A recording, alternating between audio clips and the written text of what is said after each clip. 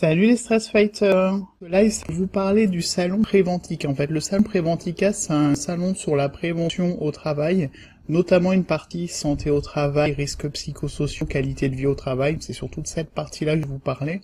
Moi, j'y étais hier, j'ai assisté à 2 conférences. Je fais le tour des stands, bien sûr. Et il y avait plein d'informations sympas sur ces conférences. Et en fait, j'ai décidé de faire un live pour les partager. Alors, pourquoi un live? Bah, déjà parce que j'avais pas envie d'écrire un gros pavé hier, parce que j'ai genre 4 pages de notes écrites en petit. J'ai noté, hein, j'ai pas sketchoté. Du coup, c'est assez dense. Et d'habitude, ça m'arrive de faire des articles de compte rendu après ce genre d'événement. Mais le fait est que là, en plus des conférences, bah, j'ai vu des petites applications et des choses très sympas sur des stands que j'aimerais bien utiliser et incorporer à mes ateliers, à mes programmes, et pour ça, il faut que je prenne le temps de les tester avant d'en parler. Donc c'est un peu prématuré pour faire un article, mais par contre, le live, c'était parfait. J'ai assisté à 2 conférences, en fait. La première, c'est pour prévenir le syndrome d'épuisement professionnel dans l'encadrement. Alors pourquoi dans l'encadrement? Parce qu'en fait, c'était un syndicat de cadres, et il y a un gros problème lié à l'encadrement, c'est le forfait jour.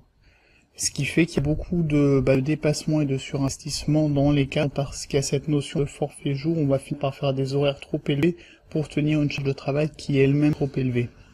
Et la deuxième conférence que j'ai vue, c'était sur les fatigues contemporaines et la recherche de performance, où là on avait une DRH et on avait Philippe Zavieja. Philippe Zavieja a écrit des livres sur le burn-out. Donc il a écrit Le que sais-je sur le burn-out. Il a écrit un livre sur l'épuisement professionnel. Il a écrit plus récemment un livre sur les différents types de fatigue. Donc j'ai pas celui-là. Mais j'étais très surprise et très contente de voir que c'est lui qui intervenait sur cette thématique, et j'ai eu l'occasion d'échanger avec lui en fait juste après. Et il a soulevé des idées vraiment intéressantes, et c'est ces idées-là que je voulais partager aussi avec vous en live. Donc la première conférence, c'est prévenir le syndrome d'épuisement professionnel dans l'encadrement. Ça a été donné par le docteur Martine Querrière, qui est secrétaire national santé au travail, qui a participé à une commission pour la reconnaissance du burn-out, et qui est donc porte-parole, qui est dans ce groupe de CFE CGC, donc qui est un syndicat de cadres. Et elle nous a donc parlé du burn-out, bien sûr, elle a expliqué comment ça se passait. On a parlé des différentes étapes. Les différentes étapes, on les retrouve dans ce petit fascicule. Donc là, vous les voyez, je vous l'ai détaillé. Le petit fascicule est édité en fait par la CFE CGC. On peut le télécharger sur le site, donc je mettrai le lien. Il y a toute une série de ressources que je mettrai en lien à la fin de la conférence. Donc je complète un peu la description et comme ça je repartagerai pour que vous ayez un replay un peu plus enrichi qui remplacera l'article. Donc c'est un petit guide qui est très bien fait, que j'avais pas identifié, qui est pas dans les ressources du site, donc je vais le rajouter bien sûr. Et les étapes qui mènent burn-out, donc il y en a 5. La première étape, c'est le plaisir au travail. En fait, on dit assez souvent, c'est des personnes qui sont plutôt surinvesties, qui sont très impliquées dans le travail, un peu perfectionnistes, qui sont touchées par le burn-out. Le fait est que les personnes qui vont dans cette démarche progressive qui conduit au burn-out, au début, sont très épanouies dans leur travail, sont très investies dans leur travail parce qu'il fait sens, parce qu'il y a un intérêt, quelque chose qui correspond à leurs valeurs, la mission les motive, et c'est ce qui fait que finalement ça va être des gens qui vont être plutôt dynamiques et enthousiastes, qui vont se surpasser, qui vont persévérer face aux difficultés, qui vont s'adapter aux demandes qu'on peut leur faire, parce qu'il y a cette notion d'implication, de plaisir et de vouloir toujours un peu mieux faire. Le problème, c'est que quand on fait trop longtemps, on arrive en étape de surmenage ou de surengagement, où là, il n'y a plus vraiment de plaisir, en fait, par rapport à la charge de travail. La charge de travail va laisser place à un niveau de stress élevé. Alors, le stress, c'est pas forcément nocif, ça peut être un stress ponctuel, en cas de menace. Coucou Marie-France. Donc ça peut être un stress ponctuel, en cas de menace, c'est une adaptation normale, et ça, c'est tout à fait sain, en fait. C'est l'organisme qui réagit face au stress, il s'adapte, il gère le moment de stress, et il passe à autre chose. Le problème, c'est sur le surmenage, on est sur une charge de travail qui est trop élevée, et ça pendant trop longtemps, et en fait, on est dans une accumulation de stress. On est en fait dans une accumulation de cortisol. Pour ceux qui ont déjà vu mes vidéos sur YouTube, vous le savez, le stress chronique, en fait, le vrai problème, c'est qu'il y a une accumulation progressive de cortisol qui va peu à peu intoxiquer en quelque sorte l'organisme, parce qu'il va avoir des conséquences très fortes sur l'organisme, à la fois au niveau immunitaire, on va être plus sensible aux infections, Et au niveau cérébral, donc là, il y a un chiffre qui a été donné par la médecin hier qui est vraiment impressionnant, c'est que le cortisol va faire éclater, donc on va détruire 20% des neurones, avec des conséquences sur l'efficacité, bien sûr, la productivité. On va être amené à avoir des changements de comportement, à faire des erreurs d'étourderie, des choses qui nous correspondent pas en fait, et qui va faire que on va pas se reconnaître, on va commencer à douter de soi, l'estime de soi va être remise en cause, et pour compenser ça, parce qu'on sait qu'au fond on a les ressources, on va en faire encore plus. Et c'est comme ça qu'on va aller dans le mur. Ça c'est l'étape 3. L'étape 3 c'est l'acharnement. L'acharnement, c'est le salarié donc qui arrive plus à déconnecter, qui voit qu'il n'arrive pas à atteindre ses objectifs comme avant, et finalement il va être dans un état compulsif d'implication beaucoup trop élevé pour compenser en fait ce qui sont déjà les effets du stress, pour quand même tenir la charge.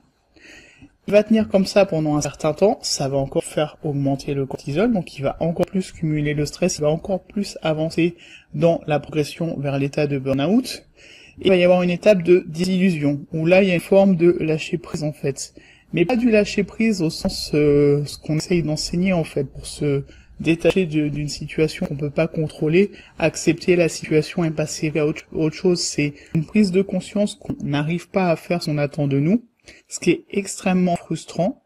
Donc il y a une notion de frustration, de fatigue, de déception, il n'y a pas de reconnaissance, c'est là qu'on a vraiment les premiers signes visibles. Les signes d'avant de stress chronique sont pas forcément visibles, ça va être des palpitations, des infections, des troubles digestifs, des douleurs musculaires, des raideurs dans la nuque par exemple, donc des douleurs liées au stress, mais ça c'est propre aux salariés, les gens ne le voient pas en extérieur. Sur la désillusion, ça commence à se voir à l'extérieur, c'est-à-dire qu'on va avoir des notions d'impatience, d'agressivité, d'irritabilité, la personne va devenir un peu cynique, va commencer à s'isoler et va commencer à somatiser, mais de façon beaucoup plus visible, c'est-à-dire qu'on va enchaîner les infections, il peut y avoir des blessures, il peut y avoir des AVC.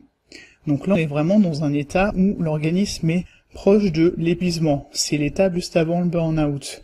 Et la dernière étape, bien sûr, l'effondrement. Si on s'arrête pas à temps, si on prend pas le temps de se rendre compte qu'il y a un problème et qu'il faut lever le pied, on va dans le mur, en fait. Et c'est le salarié qui s'est surinvesti pendant tout ce temps, qui a cumulé son stress pendant tout ce temps, qui va arriver à un stade où l'organisme va ne pas tenir et va s'effondrer. Donc, ça, c'est le mécanisme du burn-out. Je remettrai une petite vidéo en dessous parce que finalement, je l'ai aussi pas mal expliqué dans mes vidéos et dans les différents supports que je partage, donc ça nous le rappeler.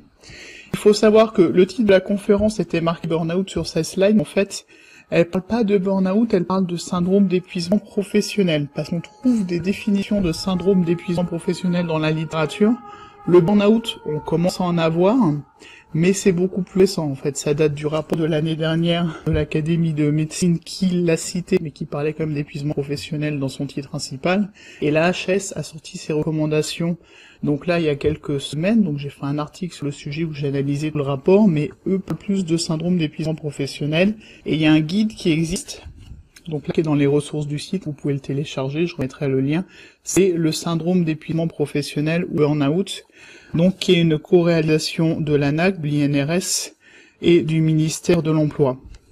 Et en fait là il parle de définition de l'épuisement professionnel, donc c'est une définition qui est reconnue et validée. On parle d'état d'épuisement physique, émotionnel et mental, donc on a ces trois dimensions en même temps, à la fois le physique. Les émotions, c'est la première fois qu'on commence à parler d'émotions en entreprise, en fait, quand cette définition est sortie. C'est une définition qui date de 1988, Pines et Aronson, qui a été reprise en 1980, donc ça date un petit peu. Et c'est lié à une longue exposition à des situations exigeant une implication émotionnelle importante. Donc on a vraiment cette notion de chronicité dans la mise en place du burn-out. Et ça c'est quelque chose d'important, c'est-à-dire qu'il y a des gens qui sont un peu fatigués quelques jours, qui vont avoir un gros coup de fatigue, et qui vont finalement finir par dire j'ai fait un burn-out, mais non, c'est un coup de fatigue ponctuel. On reparlera des fatigues juste après quand je vous parlerai de la deuxième conférence sur les différentes fatigues et fatigues contemporaines. Mais on a bien la notion de à la fois le physique, l'émotionnel, le mental et la chronicité. Et elle a bien sûr repris la trilogie de signes propres au burn-out, les trois dimensions, qui ont été validées par la faculté de médecine, qui ont été encore validées là récemment par la HES, donc là on est tous d'accord.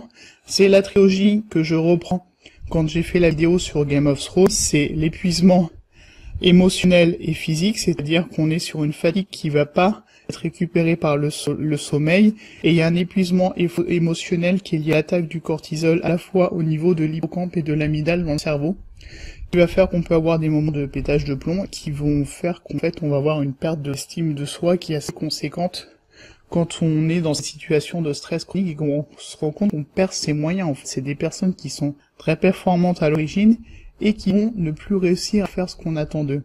Et c'est quelque chose qui remet vraiment en question, donc c'est pas facile à vivre. La dimension de cynisme, ce que j'appelle la zombification. On parle aussi de dépersonnalisation, les gens sont pas forcément d'accord sur le terme, donc zombification c'est bien, c'est marrant. C'est surtout dans les métiers où il y a un rapport à l'autre en fait, où quand on commence à voir les signes d'agressivité, d'impulsivité, d'irritabilité, on va perdre la notion qu'on est face à des êtres humains, et on va devenir un peu cassant, un peu irritable, et un peu détaché en fait de la personne qui est en face parce qu'on est dans une trop grande souffrance, ce qui traduit par une impression de cynisme. Et une perte d'accomplissement professionnel, donc c'est la conséquence de perte d'estime de soi. D'ailleurs la chaise se pose la question, est-ce que c'est un signe caractéristique ou est-ce que c'est une conséquence des deux autres? C'est vrai que finalement c'est l'accumulation des différents symptômes qui fait qu'on va avoir une perte de l'estime de soi, de la sensation d'accomplissement, parce qu'on voit qu'on n'arrive pas à faire face à une charge de travail. Mais le problème est peut-être dans la charge de travail en fait. La question est là aussi. Donc elle a eu cette phrase très jolie, on ne peut pas laisser les gens avoir une mort sociale. Et elle a parlé des différents formats de prévention. Donc faut savoir que la prévention, elle peut se faire à 3 niveaux. Il y a la prévention tertiaire, c'est la prévention où on va repérer en fait les personnes en burn-out. Ça passe par la médecine du travail. Faut savoir que la médecine du travail, donc il y a moins en moins de visites obligatoires, mais les demandes de visite dans des cas d'épuisement professionnel sont des demandes prioritaires, donc on peut toujours faire la demande. En plus, il y a un devoir d'alerte du médecin du travail qui va être anonymisé auprès de l'entreprise à partir du moment où il y a plus d'un cas dans une entreprise. Donc si on arrive à 2 cas ou plus dans une entreprise, le médecin du travail a un devoir d'alerte qui va faire en fait des recommandations à l'entreprise pour pouvoir mettre en place des mesures de prévention et de sensibilisation. Donc typiquement c'est une erreur que j'ai faite, je le savais pas, je suis passé par mon généraliste qui m'a arrêté, mais il faut savoir que c'est bien et très utile par rapport à la collectivité, par rapport à l'application de l'entreprise, de signaler au médecin du travail qu'on est dans une situation de burn-out. Lui va remonter l'info de façon anonyme quand il y a un cumul de cas, et il va y avoir des recommandations qui vont être faites auprès de l'entreprise. Ensuite, on a la prévention secondaire. La prévention secondaire, c'est ce que je fais en fait, c'est la formation et l'information pour expliquer les mécanismes du stress, les mécanismes du burn-out, pour en fait que les gens soient plus armés pour le reconnaître, l'éviter, le contrer. Ça peut être auprès de la CHSCT, des RH, de la direction idéalement, même si c'est pas forcément les plus faciles à atteindre, et bien sûr au niveau des salariés en leur donnant des outils et des ressources. Et la prévention primaire qui est la plus efficace mais la plus difficile à mettre en place, c'est carrément un travail global sur l'environnement pour supprimer les causes de burn-out. Donc là, dans la mesure où on n'est pas encore d'accord sur ce qu'est le burn-out, sur ce qu'est les causes, sur le rôle que doit jouer dans l'entreprise ou pas dans la prévention, c'est pas pour tout de suite. Mais au niveau de la prévention secondaire et tertiaire, il y a beaucoup de choses à faire déjà, il y a beaucoup de choses qui sont en train de se mettre en place, donc on peut déjà faire beaucoup plus. Alors les chiffres, toujours le même problème, les gens sont pas forcément d'accord sur ce qu'est un burn-out, donc c'est pas forcément évident d'avoir des chiffres justes. Au niveau de l'INSERM, il y a des cas qui sont reconnus chaque année. Donc là, on a 150 000 cas par an reconnus de burn-out parce que des médecins commencent à écrire burn-out sur des arrêts. Mais tous ne sont pas dénombrés parce qu'il va y avoir des signes qui vont faire penser à d'autres maladies, d'autres pathologies.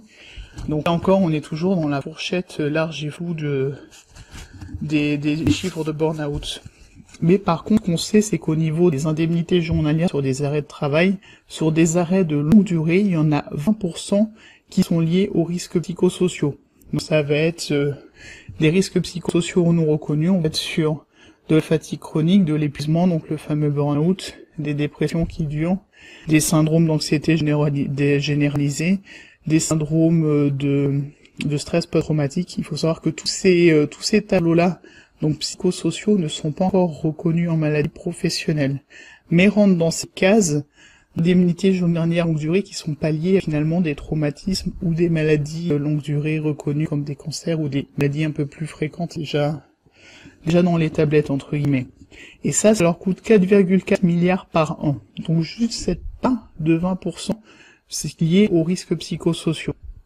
Donc le problème, c'est que pour l'instant, c'est porté par l'assurance maladie, donc c'est pas ça qui va impacter les entreprises. Mais il y a quand même un levier de chiffres où ça montre les coûts, et si on arrive à les faire porter aux entreprises, ça peut les inciter à mettre en place des actions de prévention. Pardon, je cherche mes mots. Alors, comment faire concrètement pour que ce soit porté par les entreprises? Cette médecin participe aux commissions, elle est pas optimiste, dans le sens où, bien sûr, les entreprises freinent, et on est très souvent sur du multifactoriel, donc pas forcément que l'entreprise, et c'est pour ça que les entreprises vont tout faire pour se défendre et pas avoir à porter la charge financière de ces pathologies-là. Alors, j'ai un toute petite partie sur la partie, je vais dire réglementaire, paperasse. Je suis pas forcément à l'aise sur la partie administrative, c'est pas un sujet que je maîtrise. Mais je vais en parler parce qu'elle en a parlé. Donc il y a 99 tableaux de maladies professionnelles qui sont reconnus. Et ce qui fait qu'une maladie professionnelle est reconnue, c'est qu'en fait la capacité qui est liée à cette maladie est quantifiable. Ce qui n'est pas le cas sur les risques psychosociaux, donc burn-out ou dépression. En fait, pour avoir une maladie professionnelle, il faut avoir au moins 25% de traumatisme permanent. Ça équivaut à la perte d'un bras en fait, une amputation d'un bras. Donc c'est difficile de chiffrer un niveau d'invalidité avec du burn-out. Mais les dossiers de demande de reconnaissance sont en nombre croissant. Donc il y en a eu 500 qui ont été présentés en 2015. Et il y a eu apparemment des recommandations auprès de médecins du travail pour accéder un peu plus facilement à ce genre de demande. Mais sur le chiffre des 25% d'incapacité, c'est pas facile. Il y a une recommandation qui a été passée, c'était en début d'année, sur le rapport parlementaire qui est sorti, de faire passer ces 25% à 10%. Donc c'est pas fait, mais c'est en cours de discussion, ça pourrait aider. Sinon, l'alternative qu'il y a, c'est de faire passer le burn-out en accident du travail si on identifie un élément déclencheur. Donc c'est particulièrement le cas quand il y a des cas de pétage de plomb en entreprise, en fait, de personnes qui craquent en rayon, qui finissent par s'effondrer sur le milieu du travail, s'il y a une remarque, un contexte, une situation qui peut faire un élément déclencheur, on peut faire une déclaration d'accident de travail, mais il faut le faire au moment où ça se produit, au moment où il y a l'arrêt. Sinon, il y a des possibilités après l'arrêt de faire une déclaration de travailleur handicapé, donc là pas détaillé, et c'est pas des mécanismes que je connais bien, mais c'est aussi une éventualité. Sachant que au niveau des conséquences, donc ils ont des chiffres par rapport aux cas qui ont été reconnus, il y a 50% des salariés qui n'ont pas repris le travail après un an, avec des séquelles cognitives qui sont majeures, et on observe que si on retourne sur un même poste, il y a souvent des cas de rechute, voire des cas un peu plus dramatiques de personnes qui mettent fin à leur jour, parce qu'en fait, il y a des cas d'aménagement de poste et de temps partiel, mais le problème c'est que ça ne dure pas. Et s'il n'y a pas un accompagnement de la personne qui reprend son poste, donc elle parlait de job coaching, et c'est vrai que le coaching est très important pour ça, ou l'accompagnement bien sûr par des thérapeutes ou des psychologues du travail, la personne a tendance à retourner dans ses travers, et c'est tout le travail qu'on fait, que ce soit avec Effervescence, dans les samedis du burn-out, c'est aussi la même démarche. Je vois les Catherine et Marina qui sont connectées, mais c'est ça en fait. Quand on est dans une situation de burn-out, il y a un travail à faire pour comprendre comment on en est arrivé là. Et si ce travail n'est pas fait, si on détermine pas les causes qui ont entraîné le fait qu'on ait fini par craquer, en fait, on va y retourner. J'en ai fait 3, je suis bien passé pour le savoir. C'est très très important cette étape-là. Et le retour en entreprise, s'il peut t'accompagner, c'est très très bénéfique pour la personne parce que ça permet de travailler sur les limites, le fait d'arriver à se faire respecter. Et c'est des choses qui, si on ne les met pas en place, effectivement, le risque de rechute est réel. Donc bien sûr, il y a des points plus positifs, donc il y a des recommandations. Les recommandations, c'est la charge de travail qui est pas trop élevée, surtout pour les cadres au forfait jour, donc c'est pour ça qu'on était avec une médecin qui travaillait surtout avec des cadres. C'est la fameuse équation attente et ressources, en fait. C'est une charge de travail qui est trop élevée avec des ressources qui sont pas au niveau, la personne ne peut pas réaliser ça, et c'est pas possible, il y a un déséquilibre. Il y a une histoire de planification du temps de travail. notamment avec le droit à la déconnexion, les nouveaux outils, le fait de pas être sollicité en permanence, donc travailler sur la limite entre le pro et le perso. Instaurer des objectifs atteignables, parce que c'est vrai qu'il y a une culture en entreprise de donner des objectifs qui sont pas réalisables. Les managers et la direction le savent bien, en pensant que ça va motiver le salarié. Mais on ne peut pas faire ça en permanence tout au long de l'année, ça devient du stress chronique en fait, de donner des objectifs inatteignables. Et il y a aussi la notion de vérifier que les moyens sont suffisants par rapport aux objectifs qui sont proposés. Donc là encore, on est sur attente ressources. Pas attendre trop et bien donner les ressources nécessaires pour réaliser la charge de travail. Sinon, bien sûr, c'est impossible. Garantir un soutien solide. C'est vrai que la personne qui est en mal-être au travail est souvent isolée. Donc c'est bien d'avoir des groupes de discussion, d'avoir éventuellement la possibilité de s'isoler pour travailler quand on se sent pas forcément bien, sans forcément être trop isolé, parce que du télétravail sur une personne qui est en souffrance, elle se retrouve encore plus isolée, et ça peut être pas forcément bénéfique pour elle finalement. Et truc tout bête, mais les pauses café. Il y a une espèce ou même les espaces de convivialité, parce qu'on commence à en voir en entreprise. Le problème, c'est qu'il y a une espèce de pression morale où finalement les gens vont pas prendre le temps d'aller utiliser ces espaces-là. Mais pourtant, c'est quelque chose qui va jouer. Et sur l'échange entre les salariés, et même sur le travail, on parle de temps gris, c'est du temps d'échange sur le travail de façon un peu plus conviviale qui permet et de faire une pause et d'avoir des soupapes pour les personnes qui sont en souffrance pour parler de ça en fait. Et bien sûr, la reconnaissance. Donc les objectifs c'est bien, mais des objectifs pas atteignables, déjà on n'est pas forcément dans des situations de réussite en permanence, et finalement les retours vont pas être positifs pour le salarié parce qu'il va avoir l'impression de pas réussir à faire ce qu'on lui demande, et c'est la même chose avec des charges de travail trop élevées. Donc cette notion de reconnaissance est très importante. Sur cette conférence-là, je crois que j'ai à peu près fait le tour. Ouais, nous a reparlé donc du rapport de la commission parlementaire, avec justement ces recommandations de baisser le niveau d'incapacité pour la reconnaissance en maladie professionnelle, ajouter la thématique des risques psychosociaux dans le document unique, parce que pour l'instant il n'y a que le stress, mais il n'y a pas les RPS au sens plus large, et notamment il n'y a pas d'épuisement professionnel. Mettre en place un centre national d'information sur le burn-out, il parlait de travailler à un nouveau questionnaire. Et donc le gros problème, la grosse problématique, c'est de reconnaître le burn-out avant qu'il n'arrive. Donc c'est pour ça que leur petit guide, c'est identifier le burn-out, et il y a cette notion de l'identifier avant, de comprendre comment il va se mettre en place pour pouvoir le reconnaître avant. C'est le travail que je fais aussi avec Effervescience, c'est reconnaître les signes pour être en mesure de réagir avant de se prendre le mur, parce que sinon on peut aider après, et ça prend plus de temps de construire une fois qu'il y a le burn-out et que la personne était vraiment cassée, et elle va vraiment devoir se reconstruire, et ça prend beaucoup de temps. Les questions qui ont été posées, on me la pose souvent, donc je le redis, le dosage cortisol sanguin est un peu lourd, le salivaire suffit, et en fait les doses basales de cortisol, ça dépend des personnes, donc c'est bien de le faire quand il y a un burn-out, parce qu'on voit s'il y a ou l'élévation qui est juste avant, ou l'effondrement qui est juste après, mais c'est beaucoup plus utile de le faire si on a une valeur avant. Et le problème de la valeur avant, c'est que finalement c'est pas facile d'être dans une situation où il n'y a pas du tout de stress. Et si jamais ça venait à fuiter et être recevable au niveau de la médecine du travail de ce genre de dossier, ça pourrait créer discrimination à l'embauche en fait, de savoir plus ou moins la stressabilité de la personne. Donc elle ne recommande pas du tout. Et donc les fameux neurones qui sont détruits par le cortisol, donc je rappelle qu'elle a parlé de 20% des neurones qui étaient détruits par le cortisol dans des situations de stress chronique, peuvent se reconstruire. Ça peut se reconstruire en 1 à 3 ans, sous réserve d'être vraiment dans une dynamique de reconstruction, donc avec une déconnexion, un repos, un ralentissement et un travail sur le rapport au travail, sur le rapport pro-perso, l'équilibre.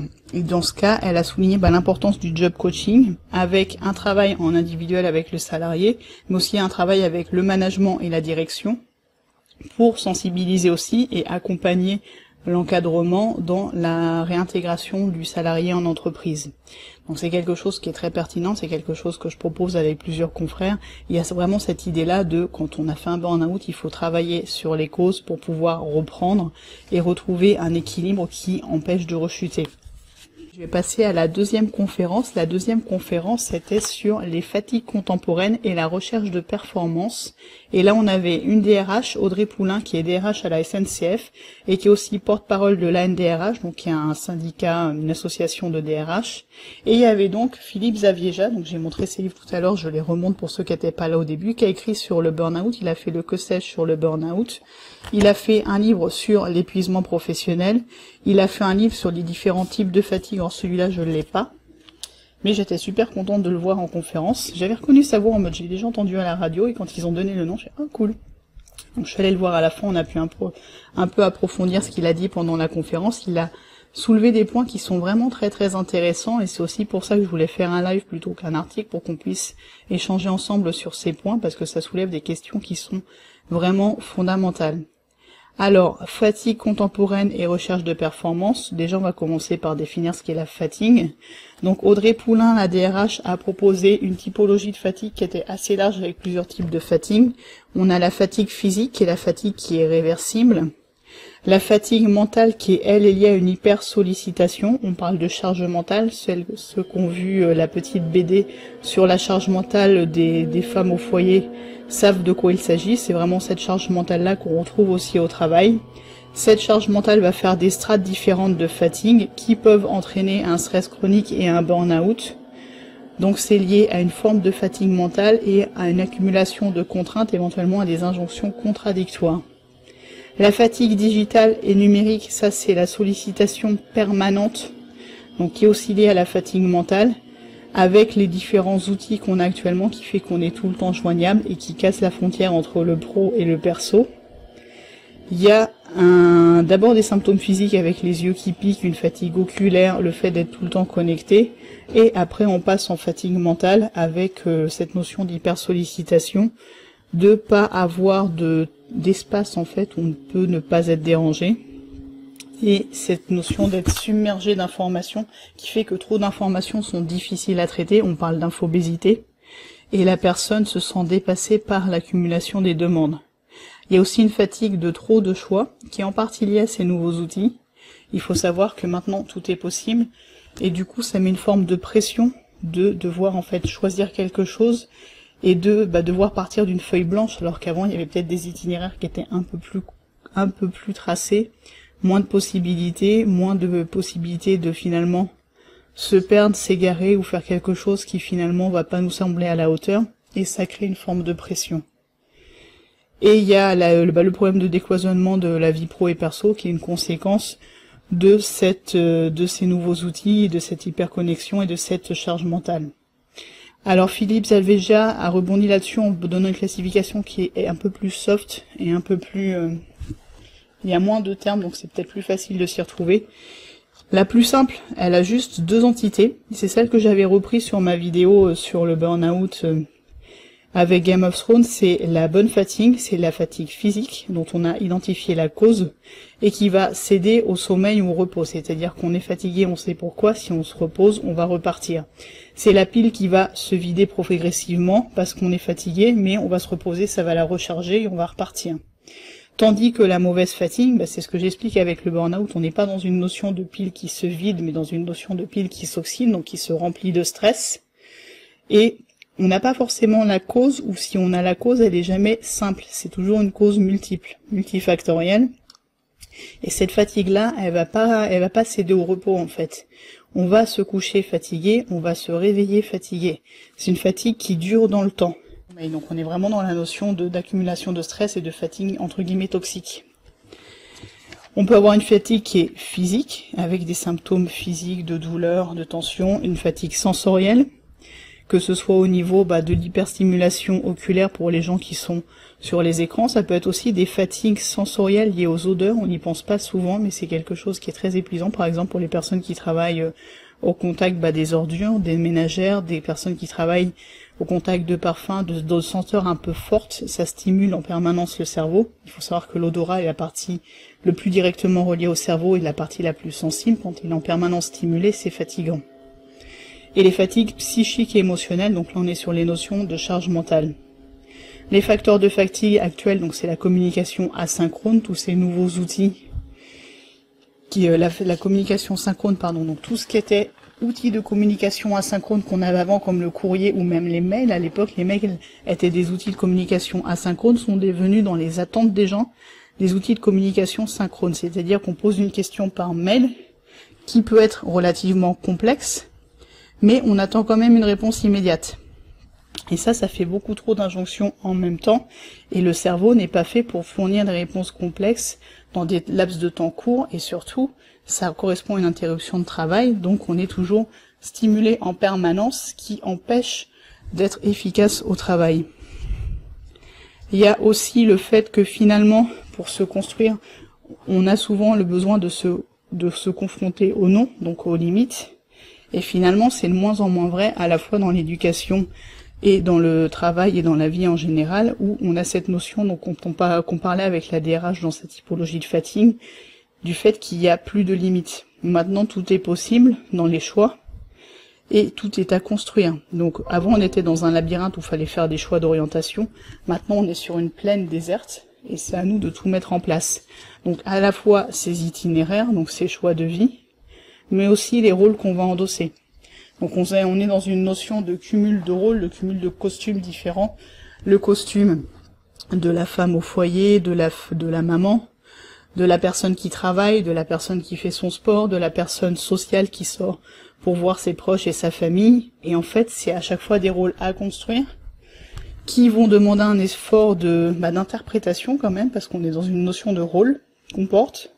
Et il peut y avoir des injonctions contradictoires, des conflits de rôle en fait, des ambivalences entre les différents rôles, avec par exemple une pression qui est très forte au travail qui fait qu'on va arriver à faire des horaires un petit peu trop élevés parce qu'on a une charge de travail qui est élevée, mais en même temps on a envie d'être une bonne mère et on voudrait rentrer à temps pour s'occuper de ses enfants, faire à manger, préparer et passer du temps pour jouer avec eux, pour les aider à se développer. Et là on est sur des notions de rôle, de conflit de rôle et de rôle contradictoires. Et ça c'est une énorme déperdition d'énergie.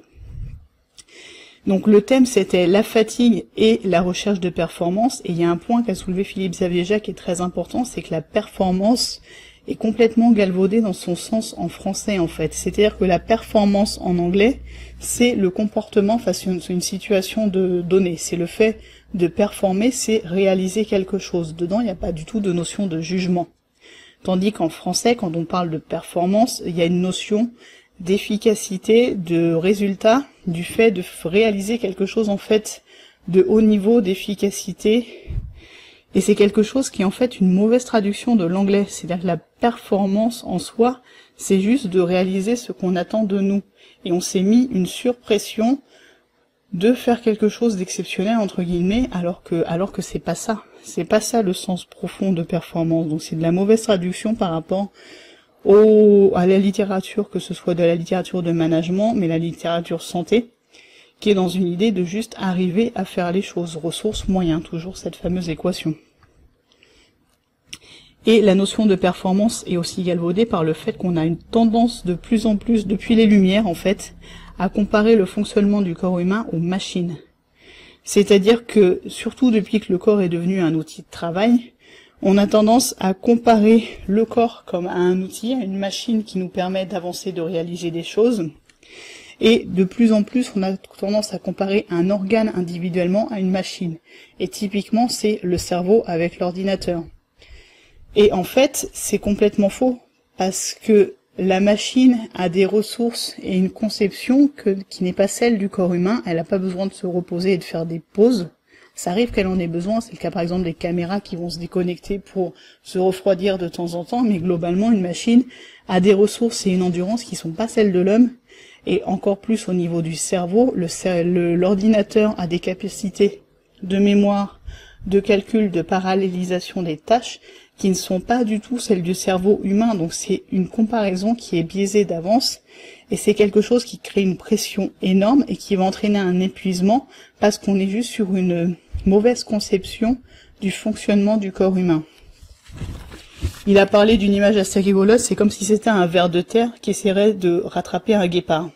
C'est-à-dire que notre cerveau n'est pas fait pour faire du multitâche, il n'a pas les capacités de mémoire d'un ordinateur, on n'est pas Excel, on peut pas faire les calculs d'Excel de tête, c'est impossible, et on peut pas avoir autant de masse d'informations à traiter, à structurer, à organiser que peut l'avoir Google, qui est finalement, ou Wikipédia, qui est une masse d'informations qui est au-delà des capacités cérébrales humaines. On le voit bien avec les compétitions homme-machine sur les échecs et maintenant le Go. La machine a des capacités de calcul et d'anticipation des différents scénarios qui dépassent le cerveau.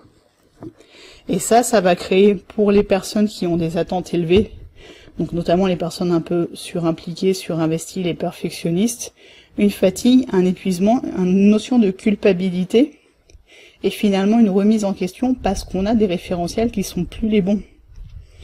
Il peut y avoir des problèmes d'addiction liés à ça pour s'aider à tenir. On va avoir des prises d'alcool, d'excitants, de café, le Red Bull par exemple, qui vont être en fait des conduites dopantes pour essayer d'atteindre un idéal qui n'est pas quelque chose d'humainement faisable. Ça, c'est quelque chose qui peut donner lieu à de la prévention. Après, le problème de la prévention sur les addictions en entreprise, et là c'est un point qui est très important, qui a été soulevé par Philippe Zavieja, c'est que on a tendance à donner aux entreprises un rôle de santé publique, mais c'est pas forcément son rôle essentiel.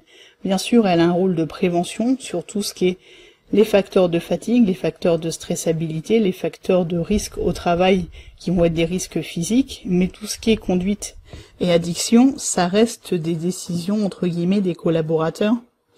Et est-ce que l'entreprise doit s'investir et s'impliquer dans ces actions-là? La question est vraiment soulevée.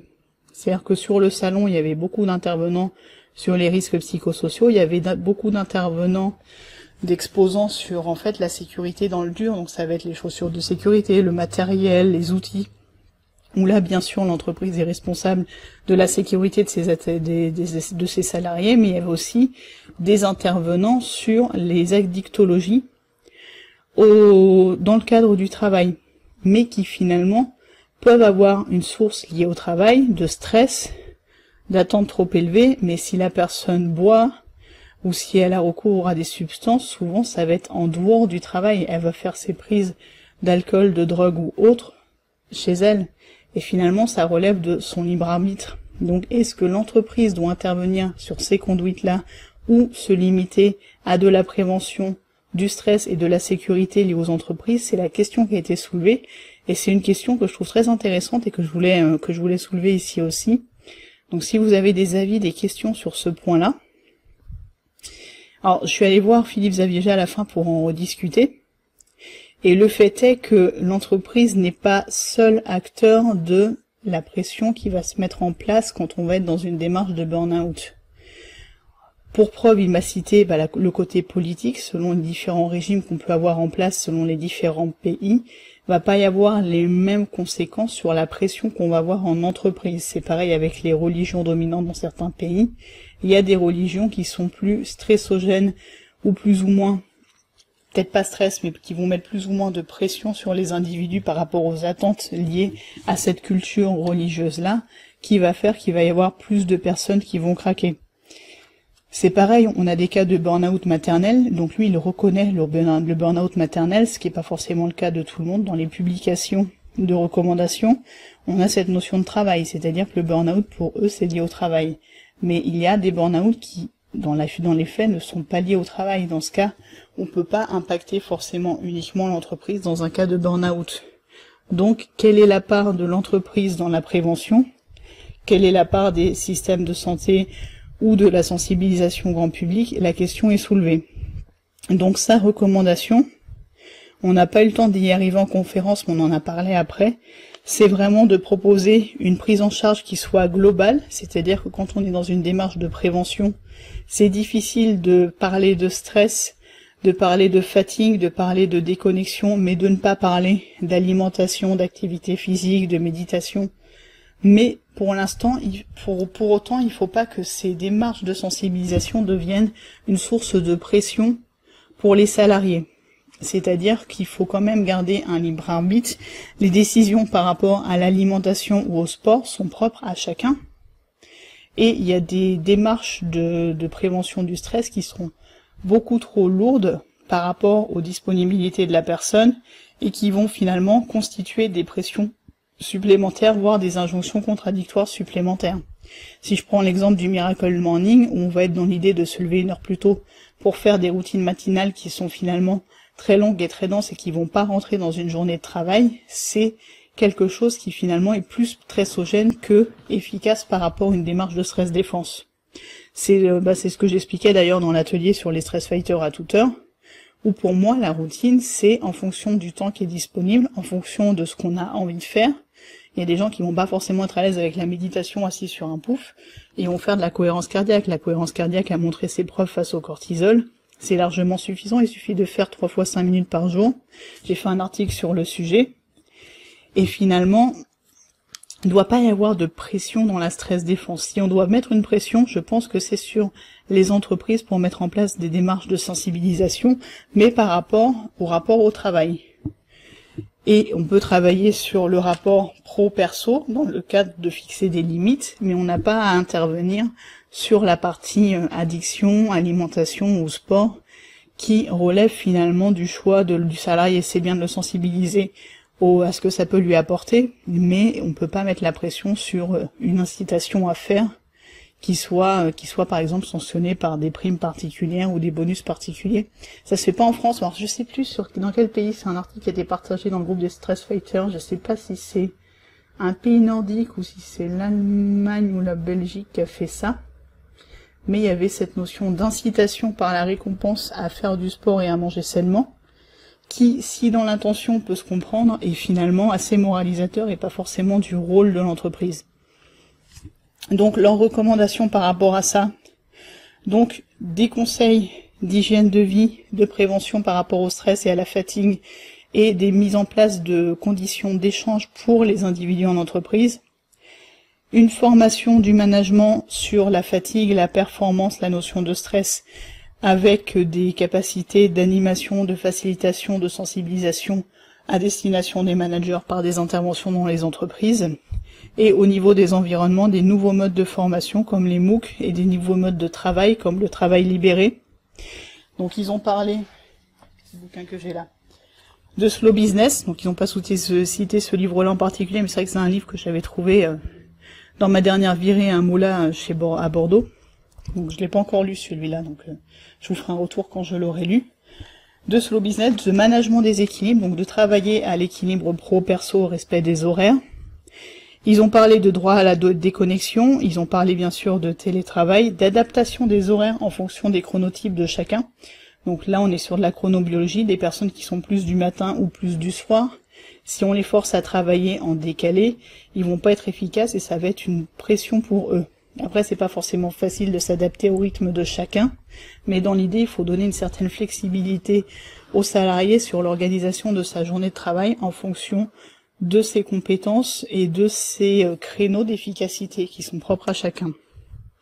Et ils ont parlé d'ergonomie cognitive par rapport au déluge d'informations. Donc c'est le fait de structurer et de fluidifier les informations pour en faciliter le traitement. Donc partons du principe qu'on n'est pas un ordinateur, qu'on peut pas gérer toutes les informations qu'on reçoit telles qu'on les reçoit actuellement, et que les organiser, les structurer peut aider et rendre possible le fait de les traiter, ce qui n'est pas forcément le cas actuellement par rapport à la masse de mails et d'informations à gérer. Et l'autre point important, c'est la priorisation des tâches. Donc on a perdu cette notion de ce qui est urgent, de ce qui est important. On a donc finalement cette injonction où maintenant tout est urgent, et en fait on crée des conditions stressogènes à ne pas prioriser les tâches qui tombent, et ça c'est la responsabilité des managers, et c'est de moins en moins fait. Alors pour finir, je vais finir sur une statistique qui est super positive, qui est par l'Observatoire Entreprise et Santé, donc qui a été coordonné par Harmonie Mutuelle. Et le chiffre, c'est que 84% des dirigeants pensent que les actions de sensibilisation sont importantes pour les salariés.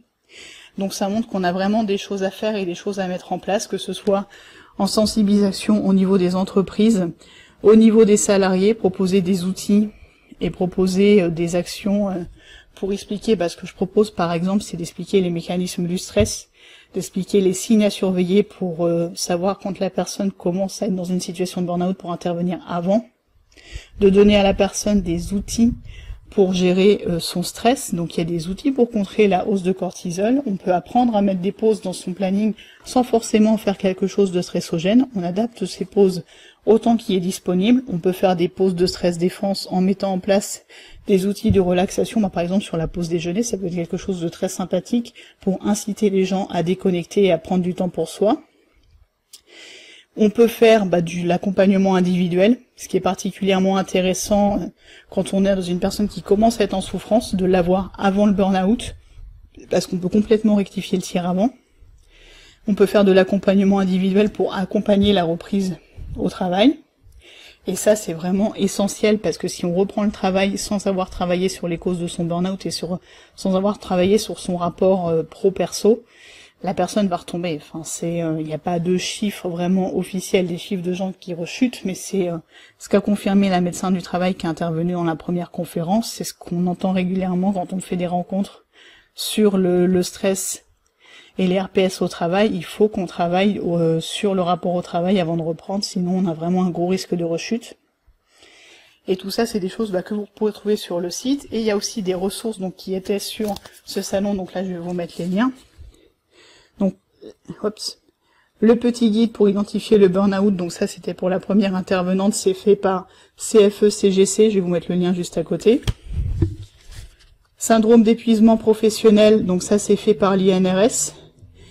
Et ça c'est sur les ressources, la page ressources du site, donc je vais rajouter aussi l'autre qui n'y est pas. L'INRS a fait d'autres supports, donc des trucs plutôt jolis, stress, harcèlement, agression, burn-out, les 9 conseils pour agir au quotidien.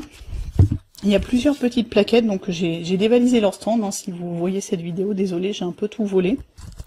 Mais je trouve ça super de le proposer, ça c'est un petit support d'harmonie mutuelle pour expliquer, je cache le nom, les mécanismes du stress, qui est plutôt bien fait.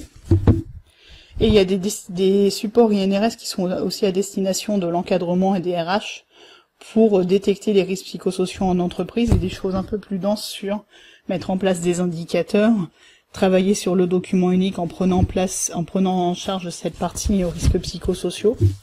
Donc il y a des choses qui existent, qui sont en train de se mettre en place de plus en plus. De mon côté, j'ai bien sûr le petit guide Burnout, les règles du jeu, qui a été téléchargé gratuitement sur Effervescience. J'ai la formation en ligne de Stress Factor, donc là qui est une formation individuelle pour les salariés, mais qui peut être suivie en complément des interventions en entreprise, et on peut faire le module 1 gratuitement, c'est-à-dire que toute la partie sensibilisation pour comprendre les mécanismes du stress, les signes annonçateurs de burn-out, vous pouvez la regarder gratuitement. Il y a un accès 30 jours qui est gratuit, donc n'hésitez pas à vous inscrire, je remettrai tous les liens dans la description. Et il y a aussi bien sûr les interventions en entreprise, ça c'est la petite plaquette qui est à retrouver sur mon site, avec aussi la page d'action que je propose, donc ça va être de l'atelier, de la formation, de la conférence, de l'accompagnement individuel et des démarches d'échange collaboratif comme on peut faire dans le groupe des Stress Fighters. Donc je vous mets tous les liens en dessous. Merci beaucoup d'avoir assisté à ce live. Merci à ceux qui vont assister en replay. N'hésitez pas à poser vos questions sous la vidéo et à faire vos remarques, même en replay, j'y répondrai. Et du coup, j'ai envie de dire, prenez soin de vous, prenez l'air parce qu'il fait trop chaud. Et puis voilà quoi, l'important c'est vraiment de faire passer ces messages de sensibilisation. Des salons comme Préventica, c'est vraiment très positif. Les supports qu'on commence à voir un peu partout, qu'on peut diffuser en entreprise, justement, prenez-les, infusez-les et diffusez-les, c'est tout le principe d'Effervescience. Il y a vraiment des choses qui se mettent en place. La sensibilisation, c'est vraiment quelque chose d'essentiel. Et le burn-out, on commence à le connaître, donc on peut l'éviter. Alors j'ai envie de dire, à vous de jouer. Et bonne journée à tous.